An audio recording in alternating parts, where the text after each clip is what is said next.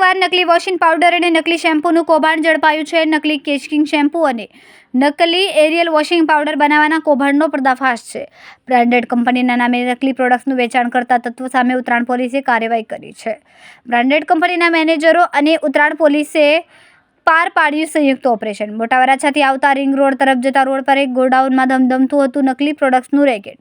ઉત્તરાયણ પોલીસે લાખો રૂપિયાના મુદ્દામાલ સહિત 3 લોકોની અટકાયત કરી છે. ઉત્તરાયણ પોલીસ સ્ટેશન વિસ્તારમાં મોટા વરાછાથી ભરથાણા જતા રોડ પર મહાવીર કેમ્પસવાળી જગ્યા પર ડુપ્લિકેટ વોશિંગ પાવડર બનાવતો હોવાની માહિતી ઉત્તરાયણ પોલીસને મળતા જે તે કંપનીના જવાબદાર અધિકારીઓને સાથે રાખી અને રેડ કરવામાં આવેલી. જે રેડ દરમિયાન પ્રોક્ટર એન્ડ ગેમ્બલ P&G કંપનીના એરિયલ વોશિંગ પાવડર તથા કેશ કિંગ નામની બ્રાન્ડના ડુપ્લિકેટ પ્રોડક્ટ બનાવાતી હોવાની વિગતો મળેલી અને તેના પ્રોડક્ટ્સ પણ મળી આવેલા, જેના આધારે આરોપીઓ વિરુદ્ધમાં કાયદેસરની કાર્યવાહી હાથ ધરવામાં આવેલી છે.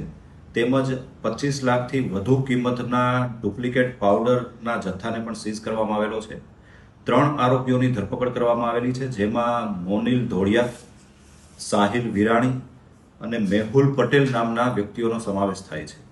આ 3 આરોપીઓ પૈકી મોનિલ ધોળિયા નામના જે વ્યક્તિ છે તેના વિરુદ્ધમાં અગાઉ કામરેજ પોલીસ સ્ટેશન વિસ્તારની હદમાં આ પ્રકારનો જ ગુનો અગાઉ પણ દાખલ થઈ ચૂકેલ છે. કેમેરામેન હર્ષદ પાટીલ સાથે સુનિલ પાટીલ, સમય મીડિયા ન્યૂઝ, સુરત.